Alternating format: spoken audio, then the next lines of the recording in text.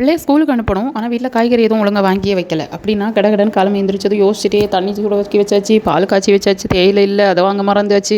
So இன்னைக்கு பாலாட்டு. அதுக்கப்புறம் சோறும் அடுப்பில் இருக்குது. என்ன பண்ணலான்னு யோசிச்சா பழைய ஒரு உருளைக்கிழங்கு கிடந்துச்சு. அதை வச்சு ஒரு உருளைக்கிழங்கு சாதம், ஜஸ்ட் அந்த வெங்காயம் கட் பண்ணி அந்த ஒரு உருளைக்கிழங்கும் உப்பு மஞ்சள் பொடி போட்டு தண்ணியில் வேக வச்சுட்டு ரொம்ப கொஞ்சம் வற்றினதும் அதில் சாதத்தை போட்டு கிண்டி எடுத்தாச்சு. மசாலா பொடி போட சொல்ல மறந்துட்டேன். மல்லிப்பொடி, மிளகு பொடி, அப்புறம் கொஞ்சம் ஜீரகம், இவ்வளோதான். சிலர் கரம் மசாலாலாம் போடுவாங்க, அதெல்லாம் ஒன்றும் போடலை. மல்லி, மிளகு, அந்த ஜீரகம் அவ்வளோத்தையும் போட்டுட்டு இருக்கான்னு பார்த்துட்டு சோறையும் போட்டு நல்லா கிளறி எடுத்தால் அந்த கலரை பார்க்கும்போதே ஆஹா அருமை அப்படின்னு தோணும்.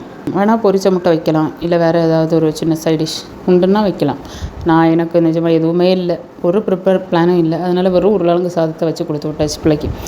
அதுக்கப்புறமா இருந்த ஆப்ப மாவில் முந்தின நாள் சட்னி, அப்புறமா முந்தின நாள் ஈவினிங் வச்ச கடலைக்கறி எல்லாம் அவளை ஸ்கூலுக்கு விட்டதுக்கப்புறமா கடையில் போய் முட்டை வாங்கிட்டு வந்து இதையெல்லாம் வச்சு சாப்பிட்டாச்சு.